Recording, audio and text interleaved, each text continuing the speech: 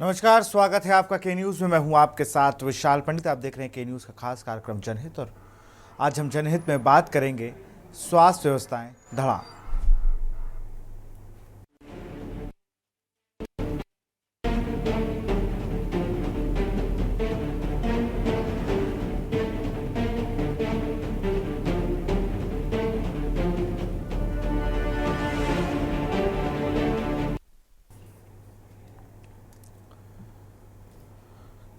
कुछ दिन पहले, या कहें कि 2 रोज पहले ही बात हम सीतापुर की कर रहे थे।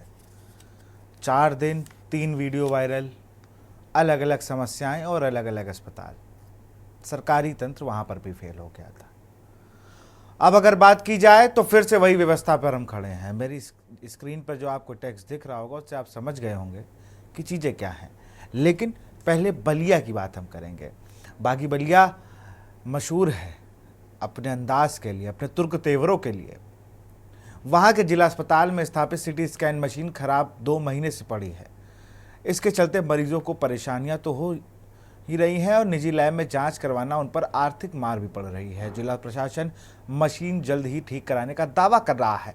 जिला अस्पताल में मरीजों की सहूलियत के लिए सिटी स्कैन मशीन लगवाई गई है। यह प्रतिदिन गंभीर बीमारियों से जूझ रहे लगभग 100 मरीजों की जाँच होती है। इसको सबसे ज़्यादा असर ट्रामा सेंटर में आने वाले गंभीर रोगियों को पड़ रहा है। लोगों ने क्या कुछ कहा, एक बार वो सुन लेते हैं। मेरा पिताजी का एक्सीडेंट हुआ है लक्ष्मणपुर। क्या हुआ है, मतलब एक्सीडेंट? एक्सीडेंट में पैर को फ्रैक्चर आया है, माथे पर टाका लगा है, तो सीटी स्कैन डॉक्टर कहा है कराने के लिए। तो सिटी स्कैन जिला अस्पताल में हो रहा है? नहीं, मशीन ख़राब है। 2 महीने बाद शायद ठीक होगा कि कब होगा, लेकिन हमको ज़रूरी है सीटी स्कैन कराना। और बाहर का चार्ज है 2500 से 3000। बलिया के सरकारी अस्पताल में एक्चुअली मेरी दादी हैं, उनका एक्सीडेंट हो गया था। तो हम लोग डॉक्टर ने बोला कि उनका सिटी स्कैन करवाना होगा, तो हम लोग सरकारी हॉस्पिटल में आए हैं सिटी स्कैन करवाने के लिए। तो इन लोगों ने कहा है कि 2 महीने से सिटी स्कैन हो नहीं रहा है क्योंकि मशीन ख़राब है। अब इनसे बोला जा रहा है कि आपने कंप्लेंट वगैरह की है, तो इन्होंने बोला कि हमने तो कंप्लेंट कब की कर रखी है, बट कोई सूद लेने वाला है नहीं और ना ही कुछ हो रहा है। तो बस इनसे यही बात करने आए थे कि फिर कब तक सही होगा कब तक नहीं। मैं जिला अस्पताल के सिटी स्कैन डिपार्टमेंट में मौजूद हूं, जहां देखा जा रहा है कि लगातार जो सिटी स्कैन मरीज जो कराने आते हैं, जो सिटी स्कैन निःशुल्क होता है, कई मरीज ऐसे हैं जो घर को लौट जा रहे हैं। अधिकांश देखा जा रहा है कि एक्सीडेंटल केस में मरीजों का सिटी स्कैन कराया जाता है, लेकिन यहाँ देखा जा रहा है कि सिटी स्कैन बिल्कुल 2 महीने से बंद पड़ा हुआ है। लगातार अगर जो भी मरीज, अगर कोई मिडिल क्लास का फैमिली से मरीज अगर आता है तो उसको बाहर, अगर डॉक्टर जब बाहर के लिए लिखते हैं सिटी स्कैन, तो उनको 3000 से 3500 रुपये चार्ज देना पड़ता है। मैं यहाँ मौजूद हूँ, मैं आपको वो दिखाऊंगा, जिनसे बात कराऊंगा, जो इस सिटी स्कैन डिपार्टमेंट के हेड हैं, उनसे मैं बात करना चाहूँगा। और ये सिटी स्कैन मशीन है जो ख़राब बंद पड़ी हुई है 2 महीने से, आप देख सकते हैं। और मैं बात करूंगा जो सिटी स्कैन के प्रभारी हैं। क्या नाम है सर आपका? ज्ञान प्रकाश दुबे, सेंटर इंचार्ज जी। आप कब से बताइए कि कब से ये मशीन खराब पड़ी? ये लगभग 2 महीना हो गया मशीन को खराब हुए। महीने। तो जो भी जिला अस्पताल में मरीज आते हैं तो उन लोगों को कैसे सिटी स्कैन कराया जाता है? अभी तो फिलहाल अभी यहाँ पर हो नहीं पा रहा है। बाहर ही मरीजों को सफ़र करना पड़ा, बाहर कराना पड़ रहा है मरीजों को यहाँ मतलब बाहर मरीज करा पा रहे हैं। तो ये कब से खराब है? 2 महीना हो 2 गया। महीने से। आपने क्या इसमें खराबी क्या है? इसकी ट्यूब खराब है। तो आपने कहीं लेटर? हाँ, इसके लिए हमने सैरिस कंपनी को कंप्लेन लॉक कराई है। हाँ, तभी उनका कहना है कि अभी 20 दिन और लगेगा। अभी देखा जाए कि एडीएम साहब और सिटी मजिस्ट्रेट जिला अस्पताल का निरीक्षण कर रहे थे, तो उसमें आपसे कुछ हमारे से बातचीत हुई तो उनसे वो यही पूछा था हमसे कि मशीन अभी कब तक ठीक हो पाएगी। हाँ, तो हमने यही बताया कि सैरिस कंपनी द्वारा अभी 15 से 20 दिन का टाइम मांगा गया है। तो आप देख सकते हैं कि जो सिटी स्कैन मशीन है, लगातार मरीजों के लिए ये काफ़ी दिक्कतें हो रही हैं यहाँ ख़राब होने के कारण। जो भी मरीज आते हैं, जो जिला अस्पताल में इलाज कराने होते हैं, उनको बाहर से सिटी स्कैन कराना पड़ता है। बलिया से के न्यूज़ से कृष्णकांत पांडे। इस पर चर्चा करेंगे, लेकिन अब रुक करेंगे कानपुर की तस्वीरों का, जहां पर हृदय रोग संस्थान कार्डियोलॉजी में किस तरीके से एक नया डॉक्टर टहल रहा है, ये पहले तो गंदगी का अंबार देख लीजिए कि किस तरीके से यहाँ पर हृदय के रोगियों का इलाज होता है, ये आप खुद देख सकते हैं। गंदगी आपके सामने है।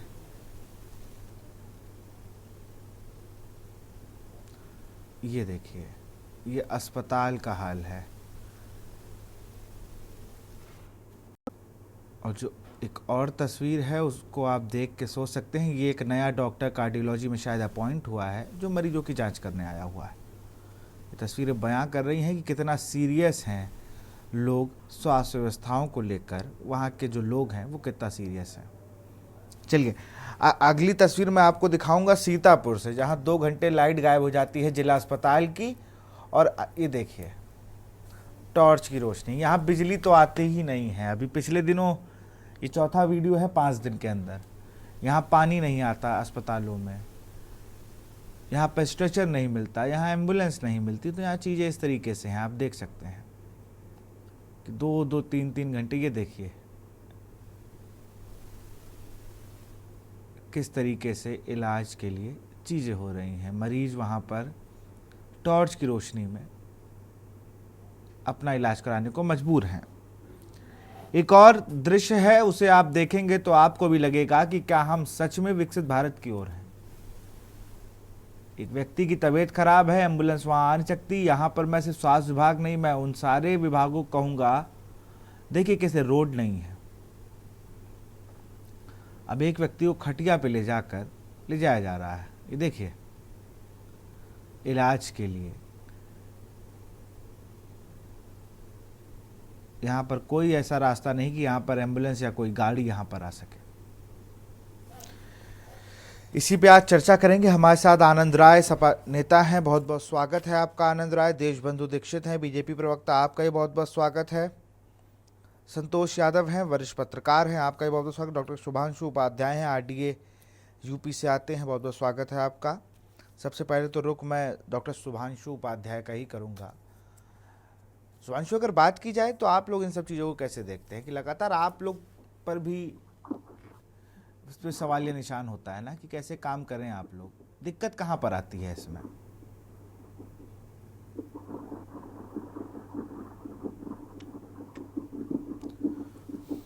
शुभांशु सुन पा रहे हैं आप हमें?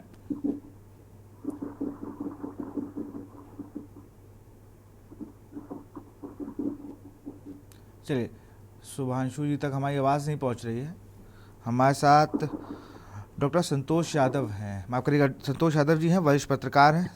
संतोष जी, कैसे देखते हैं स्वास्थ्य विभाग को आप? जो तस्वीरें बयां कर रही हैं तो कुछ और ही है, बातें बहुत बड़ी बड़ी हैं, लिखा पढ़ी में चीज़ें बहुत बड़ी बड़ी हैं, लेकिन जो असलियत है वो तो सामने है, सबके तस्वीरें हैं। देखिए, स्वास्थ्य मंत्री बड़े बड़े दावे करते हैं कि हमारे अस्पतालों में व्यवस्था पूरी तरह से चाक चौबंद। ये सारी तस्वीरें शायद उनको पास जरूर मौजूद होंगी या नहीं मौजूद होंगी तो देख रहे होंगे, और उनके जो प्रतिनिधि यहाँ बैठे हुए भाजपा के वो भी देख रहे होंगे कि सच्चाई क्या है। इस पर टीका टिप्पणी करने की कोई मैं आवश्यकता इसलिए नहीं समझता हूँ क्योंकि सारी तस्वीरें खुद इनकी असलियत बयां कर रही है कि कहाँ पर क्या व्यवस्थाएं हैं। मरीज खटिया पे लद के जा रहा है, सड़क की व्यवस्था नहीं है, वहां के विधायक मंत्री क्या कर रहा है? सरकार तो बीजेपी की है। अब यही कह नहीं सकते हैं कि विपक्ष उसमें रोड़ा अड़ा रहा, क्योंकि इनके पास एक ही तमगा रहता है कि विपक्ष रोड़ा अड़ा रहा तो मैं इसका विकास कैसे करूं। भाई, ये विकास करना तो आपके विधायक, आपके मंत्री जो विभागीय हैं, मुख्यमंत्री हैं, स्वास्थ्य मंत्री हैं, ये देख रेख उनके में होना चाहिए ना। ये सब चीजें व्यवस्थित काम करने का उनका होना चाहिए कि वो कितना व्यवस्थित कर पाते। देखिए, डिप्टी सीएम जो स्वास्थ्य मंत्री हैं, पूरी तरह से स्वास्थ्य व्यवस्थाओं को उनके पास जो दो विभाग मुख्यमंत्री जी ने सौंप दिए हैं वो पूरी तरह से विफल साबित हो चुके, पूरी तरह से असफल हो चुके हैं। स्वास्थ्य व्यवस्थाएं पूरी तरह से, हर उत्तर प्रदेश की धड़ाम है। बस ये अपने मुंह मियाँ मिट्ठू बनते सब जगह घूम रहे हैं, तो बनते रहे, उसका तो खामियाजा जनता इनको जवाब दे ही रही है और आगे भी देगी। हम आप क्या, हम आप सिर्फ जनता को सुना सकते हैं और ये कान से सुन सकते हैं, दूसरे कान से ये सत्ता पक्ष को निकाल सकते हैं। इनको व्यवस्थाओं से नहीं, इनको राम रहीम मंदिर मस्जिद सिर्फ इससे मतलब है, कैसे हम देश को बांटें, कहाँ मार काट करा दें, कैसे यहाँ की सत्ता हथिया लें, इनको सिर्फ इससे मतलब है। इनको जनमानस की मूलभूत समस्याओं से कोई मतलब नहीं है। अगर मूलभूत समस्याओं से इनको मतलब होता तो आज ये स्वास्थ्य व्यवस्थाओं की, अन्य शहरी विकास की ये दुर्दशा ना होती। इसका जिम्मेदार कौन है? इसका जिम्मेदार विपक्ष है क्या? अभी कह देंगे इसका भी जिम्मेदार विपक्ष है क्योंकि उनको काम नहीं करने देता। काम नहीं करने देता, बुलडोजर तो आपका तत्काल पहुंच जाता है, तब तो नहीं पूछा जाता कि काम नहीं करने देते। काम तो आप सब कर रहे हो, बिल्कुल। पर जनहित में कोई काम नहीं कर रहा। कुल मिला के ये है, राजनीति हो रही है, जनहित का काम नहीं हो रहा कुछ। विशाल जी, मेन बात ये है।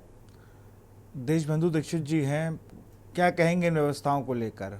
अपनी तरफ से कोई मिर्च मसाला नहीं लगाया गया। देखिए ना आप उसमें कि किस तरीके से 2 महीने सिटी स्कैन की मशीन खराब है। सिटी स्कैन का मुझे लगता है 5,000 से ऊपर का तो जांच ही है। मुझे लगता है संतोष जी बहुत अच्छे से बता सकेंगे। संतोष जी, बाहर अगर सिटी स्कैन हम कराते हैं तो लगभग 5,000 रुपये खर्चा आता है शायद। नहीं, 5,000 से ज्यादा आता है, 7,000 का लमसम आता है। अच्छा, चलिए तो और 7 अस्पताल में अगर होता है, सरकारी अस्पताल में जी, तो फ्री भी बेचारों को हो जाता है, गरीब लोगों को राहत मिल जाती है।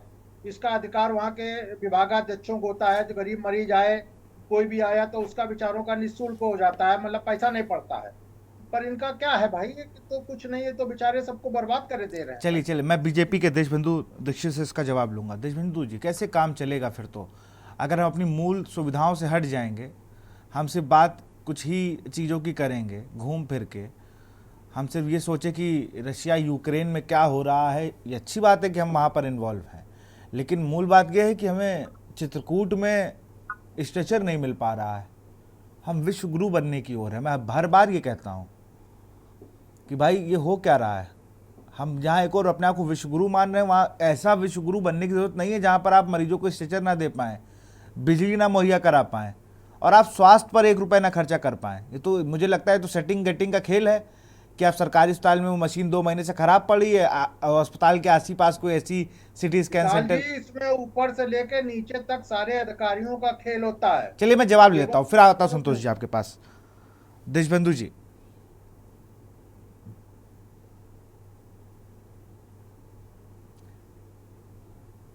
देशबंधु जी, आप हमें सुन पा रहे हैं? आप अनम्यूट कर लिए तो आपकी आवाज़ हम तक आ जाएगी।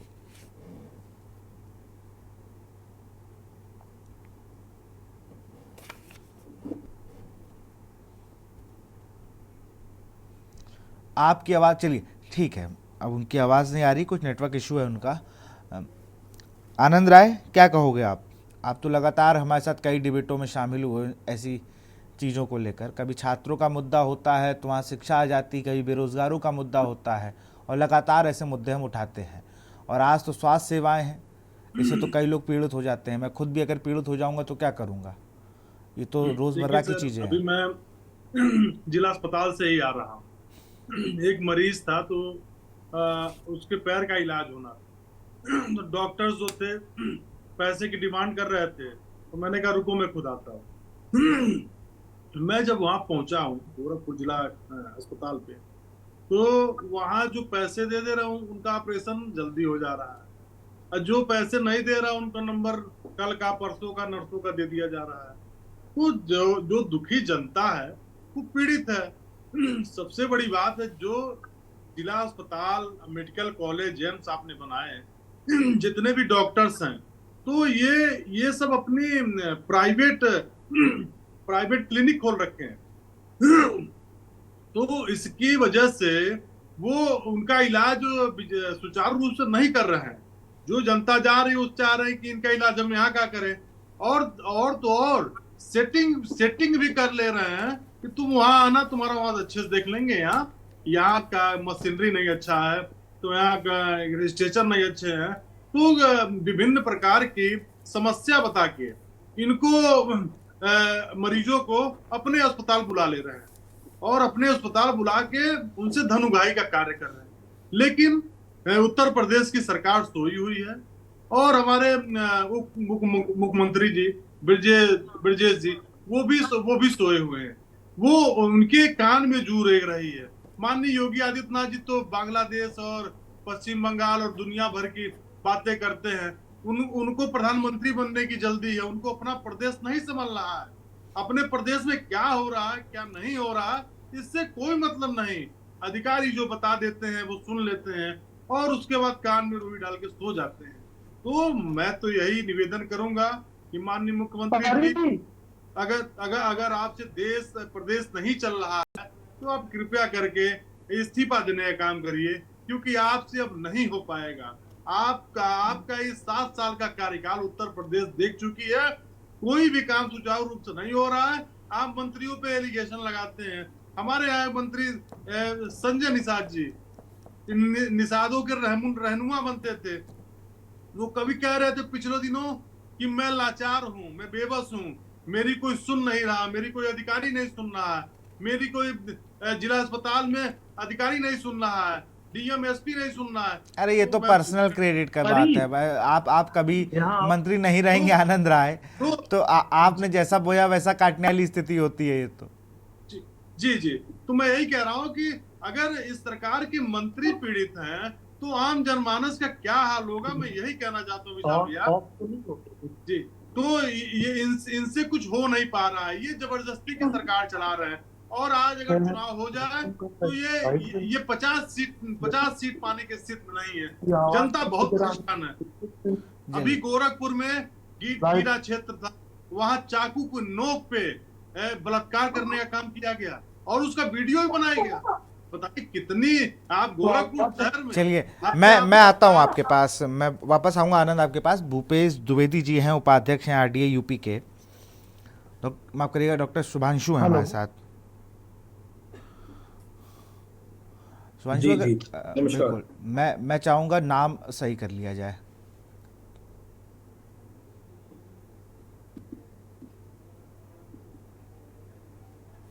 हाँ, डॉक्टर शुभांशु अगर बात की जाए तो आप लोग के लिए कितनी दिक्कतें होती है? देखिए आप लोग सरकारी हॉस्पिटल, प्राइवेट हॉस्पिटल हर जगह रहते हैं, डॉक्टर हर जगह रहेंगे, लेकिन बड़ा सवाल ये है कि डॉक्टर को अगर उतनी चीज़ें मुहैया नहीं कराई जाएंगी, मान लीजिए आप लोग को दवाई नहीं है तो आप तो बाहर की लिखेंगे, इल्ज़ाम आप पर आएगा कि भाई डॉक्टर साहब ने लिख दिया, लेकिन आप लोग भी रिपोर्ट बना के देते होंगे सीएमओ सीएमएस को कि भाई ये चीज़ें नहीं है। अगर बलिया में 2 महीने से मशीन खराब है तो उसका टेक्नीशियन थोड़ी गुनहगार है। तो हमें बहुत गंभीरता से समझना भी पड़ेगा समस्या कहाँ पे है। समस्या है इंफ्रास्ट्रक्चर के लैक की। अभी प्रॉब्लम क्या आता है, जो आजकल आप देखते हैं कि मरीज और डॉक्टर्स के बीच में जो झड़प होती है, जो भी चीजें हो रही है, तो हम सेफ्टी की बात कर रहे हैं, उसकी मुख्य एक ये भी वजह है इंफ्रास्ट्रक्चर है नहीं। तो जो मरीज के सामने आता है, जो मरीज से मिलता है, वो डॉक्टर होता है। तो हर एक चीज का गुस्सा सिर्फ डॉक्टर पर निकलता है, चाहे वो स्ट्रेचर का ना मिलना हो, चाहे वो जांचों का ना होना हो, चाहे वो दवाइयों का ना होना हो। इन सारी चीज का गुस्सा जो है वो कहीं ना कहीं हमको झेलना पड़ता है अपनी ड्यूटीज करते हुए। तुम्हारी फोटो भी वीडियो भी लगाना है, ऐसे ही कनेक्ट करो ना।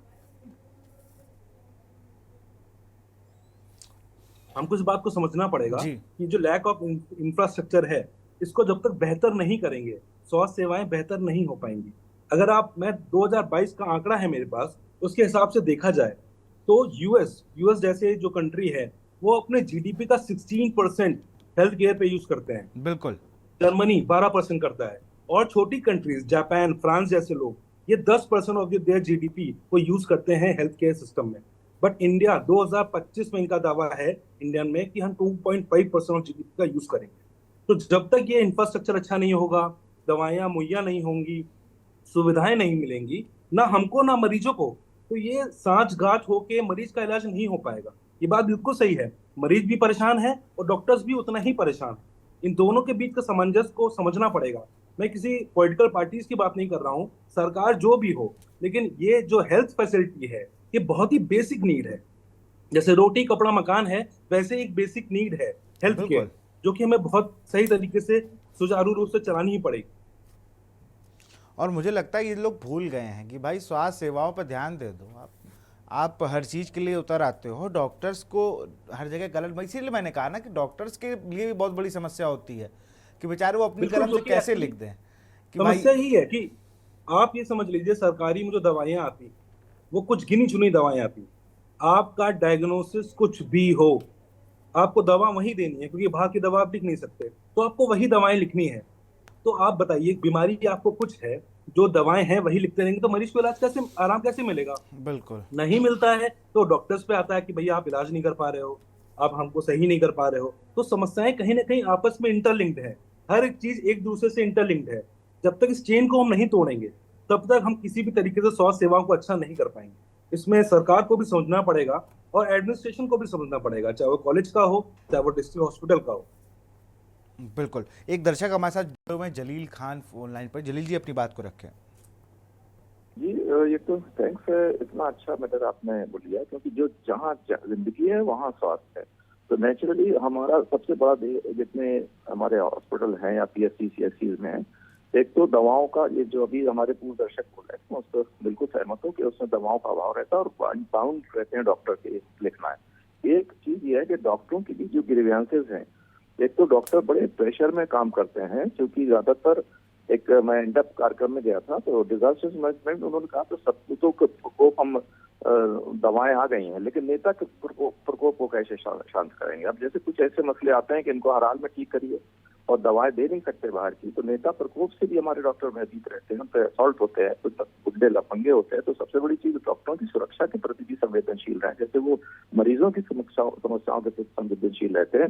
और अच्छे अच्छे डॉक्टर जो अच्छा डेडिकेटेडली काम कर रहे हैं, अपनी ड्यूटी अंजाम दे रहे हैं, जैसे हमारे एक डायरेक्टर यहाँ रहे हैं हमारे, मैं हमीरपुर से बोल रहा हूँ, DP Singh sir, director health रहे, तो रास्ते चलते लोगों को दवा दे देते, ऑर्थोपेडिक से ले जाके हॉस्पिटलाइज कराते थे। तो ऐसे डॉक्टर जो वाकई बाय हार्ट ह्यूमन टच के साथ लोगों को सर्विस प्रोवाइड कर रहे हैं, उनको भी इंसेंटिव, उनको भी कहीं ना कहीं प्लेटफॉर्म में अगर सम्मान किया जाए तो लोगों में भी, लोगों के लिए एक रोल मॉडल बनेंगे और भी डॉक्टरों को उनके पीछे चलने का मौका मिलेगा। और हमारी स्वास्थ्य सेवाओं में जो भी दिक्कतें आ रही हैं, तो gradually, Rome was not built in a day, gradually improve होगा। और लोगों को जब स्वास्थ्य सेवाएं मिलेंगी, लोग स्वस्थ होंगे, तो निश्चित रूप से सरकार की भी भाग जमेगी और लोग, सरकार का भी इकबाल बुलंद होगा। हम किसी एक व्यक्ति को या डिप्टी CM को एकदम आरोपित करना किसी भी दशा में न्यायोचित नहीं है। जी बिल्कुल, बहुत बहुत शुक्रिया जलील जी अपनी बात को रखने के लिए, बहुत बहुत शुक्रिया आपका। तो हम बात कर रहे हैं स्वास्थ्य व्यवस्थाएं धड़ाम, उस पर कहीं ना कहीं जो तस्वीरें हैं वो बयां कर रही हैं। जैसा अभी डॉक्टर शुभांशु ने भी बताया कि भाई हमारे पास भी लिमिटेड संसाधन हमें मुहैया कराए। इस पर चर्चा करेंगे। सीधे रुख करते हैं, भाजपा के जो प्रवक्ता हैं देशबंधु दीक्षित, उनसे जवाब लेते हैं। देशबंधु जी, स्वास्थ्य व्यवस्थाओं को कब तक सही करेगी आपकी सरकार? भाई लगातार अब चित्रकूट हो, सीतापुर हो, अलग अलग जिले लेंगे तो मुझे लगता है एक हफ्ते के अंदर 75 जिलों की समस्याएं आ जाएंगी। विशाल जी, आपको मेरी आवाज आ? आपकी आवाज आ रही है, अपनी बात को रखें। नहीं, बहुत बहुत महत्वपूर्ण चर्चा। देखिए, मैं पहले अंश में नहीं आ पाया था, तो हमारे राजनीतिक विश्लेषक कह रहे थे। देखिए, भारतीय जनता पार्टी की जब से केंद्र में 2014 से हमारी सरकार बनाई है और यशस्वी प्रधानमंत्री ने दायित्व संभाला है, सबसे स्वास्थ्य व्यवस्था में आमूलचूल नहीं, बहुत ही क्रांतिकारी परिवर्तन है। क्या परिवर्तन है? खटिया पे आ गए हैं लोग। नहीं, सुनिए, नहीं, आपने जो 2-4 चित्रण दिखाए, मैं वो लेके हास्यास्पद हूँ और मैं मानता हूँ कि कहीं हो सकता कमी रही होगी, लेकिन स्वास्थ्य व्यवस्थाओं को लेकर जितने क्रांतिकारी परिवर्तन भाजपा ने किए, किसी ने किए। आज प्रत्येक गरीब को 5 लाख का अगर स्वास्थ्य बीमा दिया तो भारतीय जनता पार्टी की सरकार ने दिया। इसके अलावा आजादी के बाद कोई भी ऐसी सरकार नहीं रही जिसने स्वास्थ्य के बारे में सोचा। 70 वर्ष से अधिक आयु में, अभी आपने देखा लाल किले की प्राचीर से कहा, 70 वर्ष की आयु से वृद्ध जनों का भी अगर क्या ख्याल रखा गया स्वास्थ्य सेवाओं में, जिनको सबसे ज्यादा जरूरत होती है, वृद्धावस्था में अकेलेपन का शिकार रहते हैं, तो भारतीय जनता पार्टी की सरकार गई। विपक्ष बार बार अपलक। और रही बात 15 साल, उत्तर प्रदेश एक बहुत बड़ा प्रदेश है। आपने ये विचलित करने वाली 2-4 जगह तस्वीरें देखी, लेकिन उससे ज्यादा स्वास्थ्य व्यवस्था अलग है। पहला ऐसा स्वास्थ्य मंत्री हमारे उप मुख्यमंत्री जिनको स्वास्थ्य विभाग मिला है, जो एक प्रत्येक अस्पताल में जाते हैं। और हमारे यशस्वी मुख्यमंत्री, हमारे राजनीतिक विश्लेषक कह रहे हैं देश नहीं चला। अरे, भारतीय जनता पार्टी की सरकारों ने बहुत सारे लोकहित के काम किए, और हम जाति, धर्म और संप्रदाय से उठ के बात नहीं करते, हिंदू मुस्लिम की बात नहीं करते, ना देश तोड़ने में बात करते हैं। और रही बात, अगर CM का बयान सुना है आपने? आप बयान सुनते हैं कि नहीं सुनते हैं? कल CM का आपने बयान सुना कि नहीं सुना? नहीं, मैंने बयान सुना है। नहीं सुना आपने? आप सुनते तो ये ना कहते। ये जवाब तो आनंद राय को देना चाहिए था, लेकिन वो कहीं व्यस्त हैं। विशाल जी, किसी परिपेक्ष में, किसी परिस्थितिक वातावरण के बाद अगर मैं किसी वक्तव्य को देता हूं और उसको आप अपनी बारी में पेश करें तो ये बात नहीं होगी। 10 साल से हमारी केंद्र में सरकार है, 144 करोड़ भारतीयों का आशीर्वाद प्राप्त है। मैं मानता हूं चुनौतियां हैं, लेकिन भारतीय जनता पार्टी का एक एक कार्यकर्ता, एक एक पदाधिकारी, एक एक मंत्री और स्वयं मुख्यमंत्री और प्रधानमंत्री तक जनता के हित में प्रत्येक 24 घंटे का प्रत्येक क्षण लगाते हैं और इसी का नतीजा है कि तीसरी बार चढ़ गई। हाँ, ये जो दृश्य है वह मुझे भी विचलित कर रहे हैं, लेकिन कुछ लोग कुत्सित मानसिकता के हैं। संविधान तोड़ो, 85 लाख खटा डालो, ये सब वक्तव्य भी आपने सुने होंगे और इस सब वक्तव्य को लेकर अगर इनकी कुछ सीटें बढ़ गई हैं, आज बहुत बार, अच्छा मैं बात करता हूं, समाजवादी परिवार में यही 75 जिलों का था, यही उत्तर प्रदेश था। स्वास्थ्य व्यवस्थाओं के नाम पे क्या होता था, भर्तियों पे आपने तुरंत प्रश्न चिन्ह उठाए, इतना देशबंधु जी, मुख्यमंत्री रहा कि आज देखिए देशबंधु के जी, साथ 3 7 साल हो गए आपकी सरकार है ना, तो सवाल जवाब आपसे होगा। आनंद राय नहीं करेंगे, उसका जवाब नहीं देंगे और मैं उनसे पूछूंगा भी नहीं सवाल। मैं सवाल आपसे करूंगा और आप उस पर जवाब दीजिए। आज़ादी के बाद छोड़ दीजिए, अभी 10 सालों का हिसाब दे दीजिए, अभी 7 सालों का हिसाब दे दीजिए। आप कह रहे हैं कि 2 4 5 जिले, सीतापुर में 5 दिन में 4 वीडियो वायरल हुए हैं अलग अलग अस्पतालों के, पानी नहीं है, बिजली नहीं है। कानपुर के सबसे बड़े अस्पताल कार्डियोलॉजी में जहां हृदय का इलाज होता, वहां कुत्ता टहल रहा है, गंदगी का अंबार है, सिटी स्कैन की मशीनें खराब हैं और आप कह रहे हैं कि सब कुछ सही चल रहा है। हर चीज पीछे बैक गियर में क्यों चली जाती है आप लोगों की? अभी जिन आंकड़ों को डॉक्टर सुभांशु ने रखा, उस आंकड़ों पे बात करिए ना। विशाल जी, 25 करोड़ का दृश्य है, अगर 5 तस्वीरें दिखा के शेष 71 जिलों की अच्छी स्याह तस्वीर न दिखाए और केवल सरकार के ऊपर प्रश्न चिन्ह उठाना चाहिए तो न्यायोचित नहीं होगा। मैं मानता हूं विशाल जी, आपने जो दृश्य दिखाया वो भी फिर चला रहा हूं स्क्रीन पे, देख लीजिए। कैसे ये मैं खुद बना के नहीं लाया हूं। लेकिन कुछ लोग अव्यवस्था लगा के सरकार पर आरोप लगाते हैं, लेकिन सरकार के स्याह पक्ष या सरकार के सकारात्मक पहलू को नहीं देखते हैं कि आज उत्तर प्रदेश, अरे हम लोग सब दिखाते हैं भाई, क्या अच्छा गलत चीजें आपकी ना दिखाएं। सरकार क्या, ये तो आप कुछ नहीं, क्या बात कर रहे हो आप? क्या आप कह रहे हो कि 4 जिले की तस्वीर दिखा दी? अरे जब अच्छा होता तो हम 40 जिलों का भी तो दिखाते हैं, ये क्यों नहीं भूल जाते हो आप लोग? आप करो सिर्फ 4 तस्वीरें दिखा दी आपने। उन तस्वीरें, ऐसी तस्वीरें आई कैसे, ये बताइए ना। आपके जनप्रतिनिधि क्या कर रहे हैं? सीएमओ सीएमएस क्या कर रहे हैं? जिले के अधिकारी क्या कर रहे हैं? इस पे जवाब क्यों नहीं दे रहे हो आप? हर चीज सीएम डिप्टी सीएम नहीं देखते हैं, आपके नियुक्त किए अधिकारी भी कुछ चीज देखते हैं। उन अधिकारियों से कोई जवाब तलब करते हो क्या आप? और मैं कह रहा हूं, आप कह रहे हो ना बीजेपी के कार्यकर्ता, आप कह रहे हो आप जिस जिले में हो जाए 4 लोग को एडमिट करा के दिखा दो और उनका जो इलाज के लिए 2 बार फोर्स कर देना, पता चल जाएगा असलियत क्या है आपको। तो मैं बिल्कुल एडमिट करा दूंगा, आपके पास मेरा नंबर भी है और मैं बिल्कुल एडमिट करा दूंगा। और हम लोग लगे रहते हैं और विभिन्न जिलों से हमारे पास भी फोन आते हैं और मुख्यमंत्री जी रात में। अरे भाई, हर चीज मुख्यमंत्री डिप्टी सीएम ही देखेंगे क्या? मैं कह रहा हूं इन अधिकारियों पे कार्रवाई कब होगी जो एम्बुलेंस नहीं पहुंचा पा रहे हैं, जो दवाएं नहीं पहुंचा पा रहे हैं? आप हर चीज सीधे सीएम तक क्यों पहुंचा देते हैं?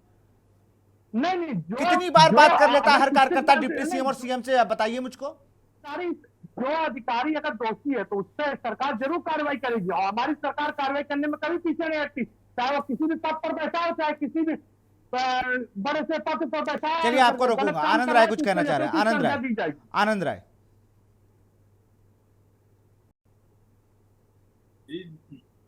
भाजपा के प्रवक्ता बड़े भाई बता रहे थे कि सब कुछ चुस्त दुरुस्त तंदुरुस्त है, लेकिन मैं बता देना चाहता हूं समाजवादी पार्टी ने 108 नंबर एम्बुलेंस लाई जो गरीब जनता को गांव से लेकर शहर जिला अस्पताल में भर्ती कराती थी।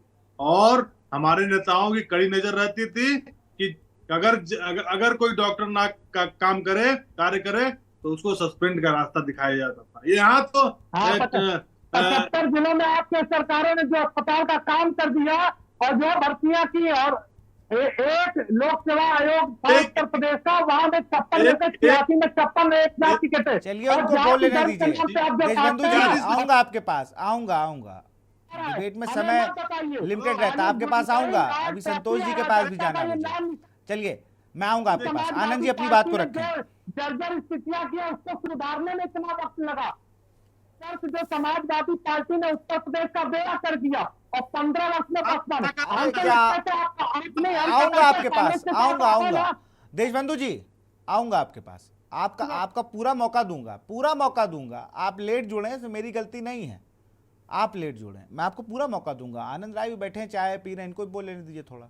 अभी संतोष जी वही मैं कह रहा हूँ मिसाल में, तो मैं कह रहा हूँ कि हमारे नेता श्रीमान अखिलेश यादव जी ने कि 108 नंबर की एम्बुलेंस निकाली, 102 नंबर की एम्बुलेंस निकाली, लेकिन जो जर्जर स्थित वो आप चले जाए जिला अस्पताल में, जो जर्जर स्थित में वो पड़ी हुई है, ना उसकी सर्विस होती है, ना ही गाड़ी में कोई पानी मोबिल चेक करता है, और गाड़ियां सीज हो रही हैं, टायर पंचर हो रखे हैं, इनकी कोई देख रेख नहीं कर रहा।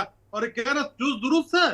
ये लोग झूठ बोलने वाले लोग हैं। इनके नेता योगी आदित्यनाथ जी कहे कि 46 में 56, अभी सदन में उन्होंने बोला 46 में 56 एसडीएम बनाए गए।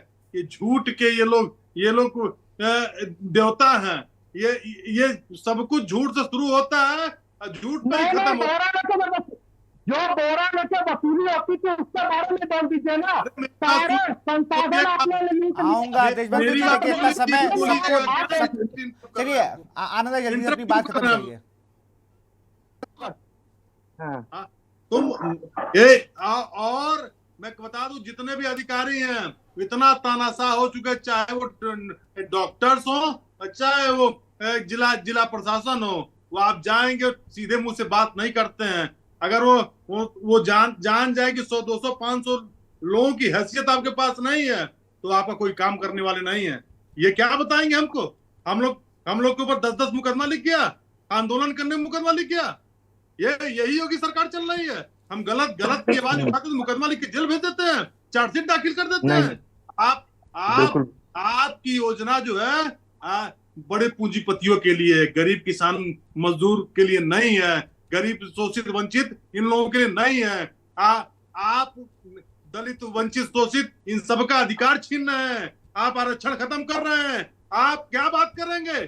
आपके नेता श्रीमान योगी आदित्यनाथ जी हमारे जिले के हैं, मेरे जिले के ही हैं। हमसे बेहतर आपको नहीं पता होगा। मेरे छात्र जीवन में भी हम उनके साथ मंच साझा किए हैं और आज भी करते हैं। अब तो पार्टी बदल चुकी है, लेकिन उनका कार्य करने का तरीका तब भी ठीक नहीं था और कार्य करने का तरीका आज भी ठीक नहीं है। वो तानाशाह रवैये से काम करते हैं, वो माँ बहनी गाली देते हैं। अधिकारियों से पूछे वो क्या झेल रहे हैं, जो उनको बता दिया जाता है वही सुन लेते हैं, कहते हैं वाह वाह वाह वाह। उनको प्रधानमंत्री बनने। आनंद आपको रोकूंगा, मेरे पास संतोष यादव के पास चलूंगा, वरिष्ठ पत्रकार हैं। उससे पहले एक दर्शक लूंगा, देवेंद्र कुमार हैं बागपत से। देवेंद्र जी अपनी बात को रखें। जी हेलो जी, आपकी आवाज आ रही है, अपनी बात को रखें। हाँ, मेरा नाम देवेंद्र कुमार सामा, जनपद बागपत। देखियो जी, आयुष्मान कार्ड का कह रहे थे जो बीजेपी वाले, मैं आयुष्मान कार्ड का जवाब देता हूँ। आयुष्मान कार्ड की जरूरत नहीं, जनता को इलाज सही अस्पताल में अगर जाए, अपना पर्ची बनवाए, इलाज करवाएं और सब सुविधा मिले। तो आयुष्मान कार्ड का कोई वो नहीं है। आयुष्मान कार्ड का बहाना लोग बाद प्राइवेट अस्पतालों में जाते हैं, आधी जगह लागू नहीं होता, आधी जगह प्राइवेट अस्पताल वाले उससे पैसा निकाल लेते हैं, मरीज को इलाज उतना होता नहीं, पैसा ज्यादा जाता है। तो जनता के साथ ये तो छलावा है। और दूसरे नंबर पर मैं बताऊं, हमारे गाँव साकरोड है, जनपद बागपत में, विकासखंड खेकड़ा, थाना खेकड़ा, आयुष्मान हॉस्पिटल बेड का 2 साल से बना है। आज एक डॉक्टर भी नहीं है, एक नर्स भी नहीं है, और ऐसे एडिशनल पीएचसी, सीएचसी जाने कितने विशेषज्ञ डॉक्टरों की कमी है, और जिला अस्पताल में डॉक्टरों की कमी है। और वहाँ से जो मशीन है, चाहे तो उनमें होनी पाता जो मशीन खराब मिलती है, या वहाँ आदमी नहीं मिलता, और आदमी भी मिलता है तो भी आम आदमी को बड़ी दिक्कत होती है। तो आयुष्मान कार्ड की बजाय एक पर्ची बनाए, आम आदमी जाए, वहाँ इलाज का हमें विश्वास हो, वहाँ हमें अच्छा इलाज मिलेगा। अगर विश्वास होगा तो जनता अपने आप इनके जय जयकार करेगी और जनता को कोई सवाल नहीं होगा। परंतु आज भी अस्पतालों में कोई जाके, मैं इन्हीं भाई साहब से वो करता हूँ, किसी आम हॉस्पिटल में जाके पर्ची बनवा के इलाज करवा के में पता चलेगा अस्पताल की क्या हालत है। बस मैं इतना कहना चाहूंगी। बिल्कुल, बहुत बहुत शुक्रिया देवेंद्र जी आपका हमसे जुड़ने के लिए, अपनी बात को रखने के लिए। आयुष्मान कार्ड को लेकर ये दर्शक बता रहे हैं। मैं सीधा रुख करूंगा संतोष यादव जी का। संतोष जी, अभी आपने सुना बीजेपी के प्रवक्ता को। मैं बहुत था, ये मुद्दे की कोई बात ना करके सिर्फ राजनीति की बात ज्यादा कर रहे हैं। इन आदरणीयों को सिर्फ जो व्यवस्थाएं आप दिखा रहे हैं उस पर बात ना करके गोलमोल जवाब दे रहे। भाई सीधी सी बात है, ये जो भ्रष्टाचार की बात कर रहे हैं, देशबंधु जी नोट करने बैठे हुए हैं। एक वीडियो औरैया का वायरल हुआ था, विशाल जी एक संबित औरैया का जी, विशाल पांडे का, डॉक्टर का संविदा पे था, और औरैया के मुख्य चिकित्सा अधिकारी हैं सुनील कुमार वर्मा जी, जो बहुत ही डिप्टी सीएम के चहेते और लाडले हैं। देशबंधु जी बिल्कुल कायदे सुन लीजिएगा, लिख लीजिएगा। इनका वीडियो वायरल भैया रिश्वत लेते हुए, रिश्वत मांगते हुए, रिश्वत के गुण बताते हुए पूरा वीडियो वायरल हुआ। डीजी स्वास्थ्य तक मामला गया, एडी मंडल तक गया, डीएम पास तक मामला गया, प्रदेश में मामला गया। उस सीएमओ का आज तक बाल बाल नहीं हुआ, ना कोई फाइल चली, ना उसके खिलाफ आज की तारीख में कोई कार्रवाई हुई। और पटल परिवर्तन में हजारों रुपए लेके 30 फार्मासिस्टों की ड्यूटी पोस्टमार्टम हाउस औरैया में लगा दी है पर डे। ये देखिए नियम का काम, नियम देखिए 30 मतलब पर डे एक चेंज होगा। ये देखिए, देख लीजिए विडंबना देखिए। और एक फार्मासिस्ट वहां पर है केपी यादव, आज 10 वर्षों से वो उसी पटल पे जमा हुआ, उसको नहीं हटाया क्योंकि उससे पहले से इनकी तालमेल सुनील कुमार वर्मा जी का था। उसका आपने पटल परिवर्तन क्यों नहीं किया? देशबंधु जी ये भ्रष्टाचार नहीं तो क्या है?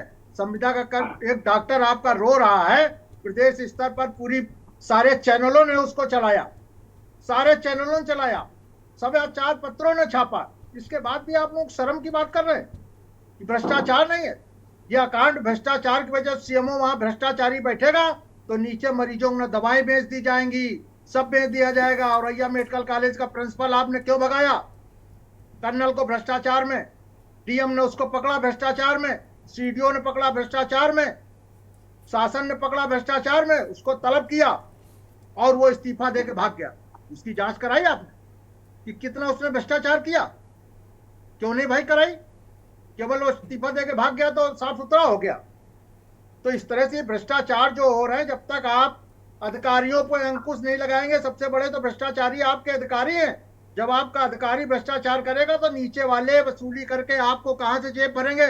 जब ट्रांसफर पोस्टिंग में, मैं नाम नहीं लूंगा मान्यवर, एक बयान डिप्टी सीएम ने कानपुर में दिया था कि भाजपा के नेता के ऊपर से मुकदमा वापस होंगे। देवेंद्र जी सुन लीजिएगा, दूसरे दिन मुख्यमंत्री का डंडा चला था। एक भी ट्रांसफर पोस्टिंग सीएमओ के किसी की बिगर मेरी अनुमति के, मेरी फाइल के अनुमोदन के नहीं होंगे। और किसी की भय एक को कर लिए हो तो बताइए आप, लंबी चौड़ी लिस्ट थी तो क्या है? औरैया के सीएमओ का न हटना सबसे बड़ा भ्रष्टाचार है आज के समय आपके सामने। आप कह रहे हैं, अगर आप कहें तो मैं विशाल जी को पूरे ऑडियो वीडियो सहित सारे अखबार, सारी कटिंग सब आपको भेज दूं। हम लोगों ने खूब उसको प्रमुखता से चलाया था। कहां सरकार आपकी सो रही थी भाई? जब आप भ्रष्टाचार खत्म करेंगे तो ऑटोमेटिक भ्रष्टाचार समाप्त हो जाएगा नीचे वाले। जब ऊपर बैठा भ्रष्टाचारी तो नीचे वाले भ्रष्टाचार करेंगे और आप बोल नहीं पाएंगे।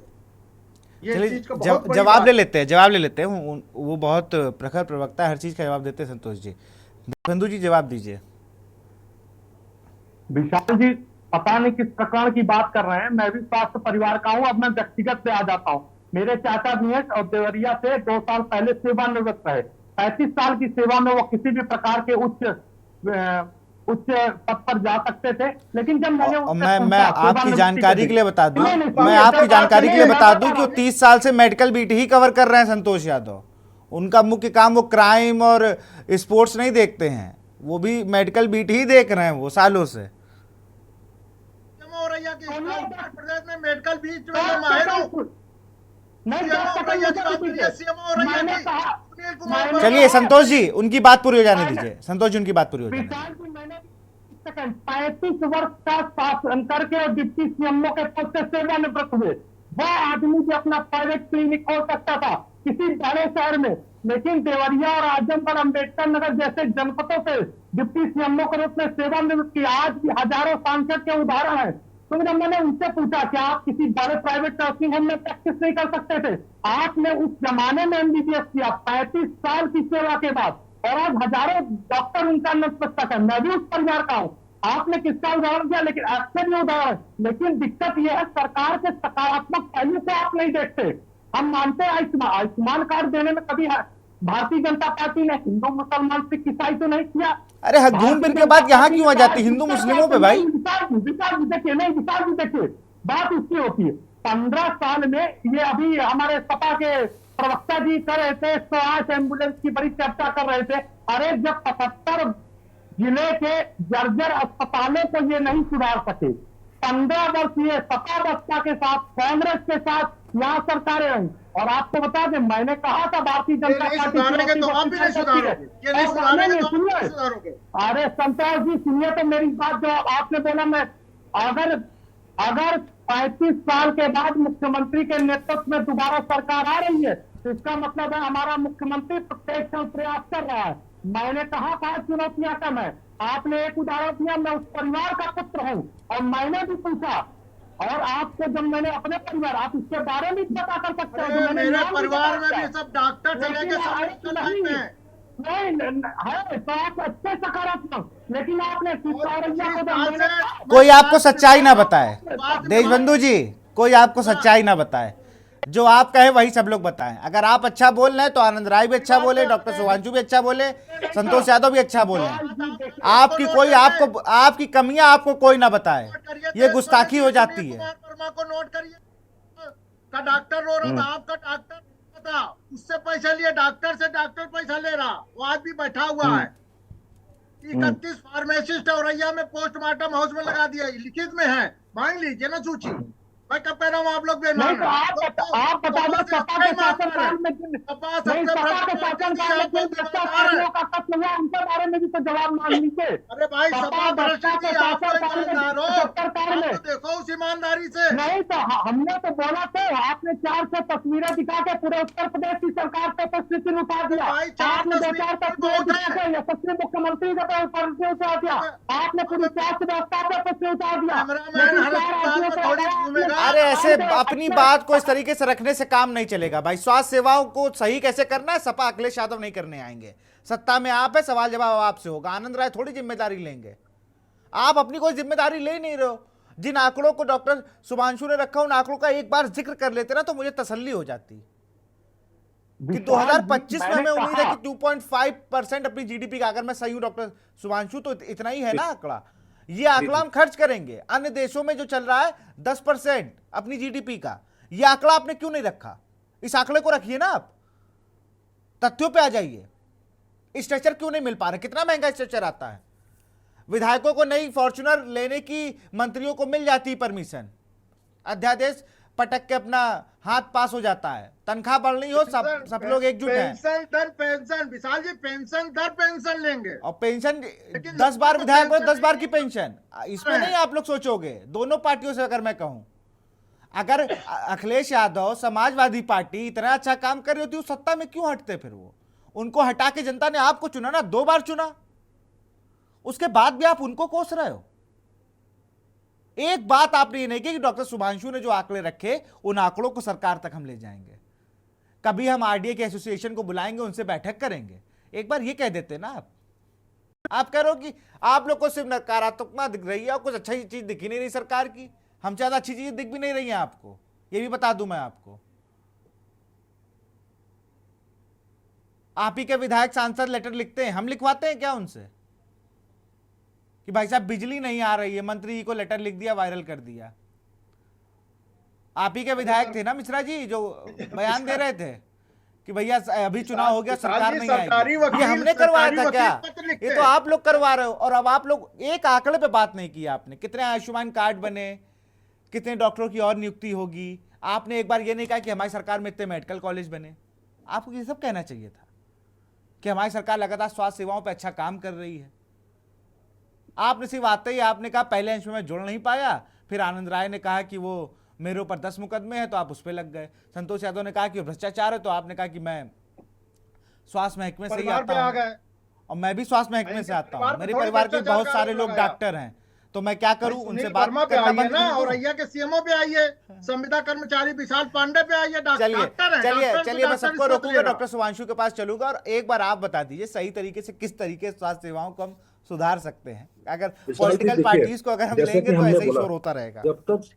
जब तक हम लोग पॉलिसी, जो भी पॉलिसी बनती है, चाहे वो सेंट्रल गवर्नमेंट में हो चाहे वो स्टेट गवर्नमेंट में हो, जब तक ग्राउंड लेवल पे इम्प्लीमेंट नहीं कराएंगे तब तक ये समस्याएं ऐसे ही बनी रहेंगी। पॉलिसीज बन जाती हैं, नीचे तक ग्राउंड लेवल पे मरीज को कितना फायदा हो रहा है इस पे जब तक काम नहीं होगा, अब चाहे इसके लिए एक अलग से अथॉरिटी बनाई जाए कि उस चीजों को इम्प्लीमेंट कराया जाए, या फिर ऐसा भी एक ऑप्शन बहुत टाइम पहले डिस्कस हुआ था, मैं न्यूज चैनल देख रहा था, जिस तरीके से इंडियन एडमिनिस्ट्रेटिव सर्विसेज हैं, है ना, इंडियन फाइनेंस सर्विसेज हैं, उसी तरीके से क्यों ना एक इंडियन मेडिकल सर्विसेज के बारे में बात की जाए। बिल्कुल, कि एक डॉक्टर को जब एडमिनिस्ट्रेशन सिखाया जाएगा तो वो उस मुद्दे पे बेहतर काम कर पाएगा। क्यों? क्योंकि समस्याएं पता है, सर प्रॉब्लम पता है क्या है। प्रॉब्लम यहाँ पे आती है, एक मरीज जो भर्ती होने आया है, चाहे वो नॉर्मल आया हो, चाहे वो किसी के थ्रू आया हो, और चाहे कोई भी पॉलिटिकल पार्टी का कोई भी कार्यकर्ता लेके आया हो, वो अपने दिमाग में एक एजेंडा लेके आता है कि ये बीमारी है, इसका ये इलाज होना चाहिए। अब ये इलाज भी मरीज बताएगा, है ना, मरीज के साथ वाले बताएंगे, सब कुछ जब वही बताएंगे तो हम लोग क्यों बैठे? किसी मरीज को एक्सरे की जरूरत नहीं है, खून की जांच की जरूरत है, लेकिन अगर उसको हड्डी का दर्द है तो जब तक वो एक्सरे नहीं करा लेगा वो नहीं मानेगा। फिर एक्सरे की मशीन खराब होगी तो डॉक्टर से आके बोलेगा कि भैया मशीन तो खराब है। हर चीज डॉक्टर नहीं कर सकता। मतलब आज के टाइम पे सरकारी अस्पतालों में मरीज की भर्ती से लेके मरीज की छुट्टी तक का सारा काम एक रेजिडेंट डॉक्टर संभालता है। बिल्कुल, लगातार 36 से 48 घंटे काम करता है। उसके बाद उससे कोई आके ये पूछे कि आप हमारी बीमारी में ये क्यों नहीं कर रहे हैं, तो क्या जवाब देंगे आप बताइए? या तो आप उनसे लड़ने बैठ जाइए या बाकी मरीजों पर ध्यान दीजिए, यही कर सकते हैं आप। या तो आप वहां से हट जाइए, हटने में भी समस्या है, वो उसके बाद में 5 और लोग आ जाएंगे, ऊपर कंप्लेन यहाँ कंप्लेन, उससे कोई मुद्दा सॉल्व होने वाला नहीं है। यहाँ पे हम मुद्दा सॉल्व करने की बात ही नहीं कर रहे हैं। हम लोग क्या कर रहे हैं, एक दूसरे पे आरोप और प्रत्यारोप कर रहे हैं। हमें अब इन चीजों से उठ के स्वास्थ्य व्यवस्था के बारे में सोचना पड़ेगा, क्योंकि बहुत ज्यादा हालत खराब है भारत की स्वास्थ्य व्यवस्था की। केवल यूपी की बात नहीं है, किसी एक शहर की बात नहीं है, ओवरऑल पैन इंडिया ये दिक्कत है। जो भी पॉलिसी इंप्लीमेंट होती है ग्राउंड लेवल तक आ नहीं पाती है, इक्विपमेंट खराब है, वो सही हो नहीं पाते हैं, हर चीज जो है वो इस तरीके से इंटरलिंक्ड है। आप इसके पास जाओ फिर उसके पास जाओ, घूमते रहोगे, वो आप फाइल एप्लीकेशन लेके घूमते रहिए, लेकिन कोई भी कहीं भी किसी भी तरीके से कोई भी सहूलियत नहीं होने वाली। तो जब तक इस पे काम नहीं होगा तब तक किसी तरीके से स्वास्थ्य व्यवस्था ठीक नहीं हो सकती। हमें सब मिलके, पॉलिटिकल पार्टी कोई भी हो, सरकार किसी की भी आए, लेकिन जब तक हमें ये चीज नहीं समझनी पड़ेगी कि रोटी कपड़ा मकान के बाद बल्कि बराबर, बल्कि अब उससे ऊपर हो गया है, जब तक मरीज स्वस्थ नहीं रहेगा तब तक कुछ भी वो ना तो अपने जीवन में कर पाएगा और ना सोसाइटी के लिए कर पाएगा। बिल्कुल, बहुत बहुत शुक्रिया, बहुत अच्छी तरीके से आपने डॉक्टर शुभांशु तमाम चीज़ों को रखा और बहुत जेन्युइन बात आपने की। बहुत बहुत शुक्रिया आपका, आनंद राय आपका बहुत बहुत, संतोष यादव आपका बहुत शुक्रिया, देश बंधु दीक्षित जी आपका बहुत बहुत शुक्रिया। तो हम लोग लगातार बात कर रहे थे स्वास्थ्य सेवाएं धड़ाम। अब बड़ा सवाल यह है कि कब तक धड़ाम रहेंगी, कब तक जिले के लोग ऐसे ही परेशान रहेंगे। एक कोऑर्डिनेशन की कमी है और चीज़ों को फिर से व्यवस्थित किया जा सकता है, सारी चीज़ें सुचारू रूप से चल सकती हैं। अब देखना होगा कि सरकार किस तरीके का एक्शन इस पर लेती है। फिलहाल इस कार्यक्रम में इतना ही। देखते रहिए के न्यूज़ इंडिया। नमस्कार।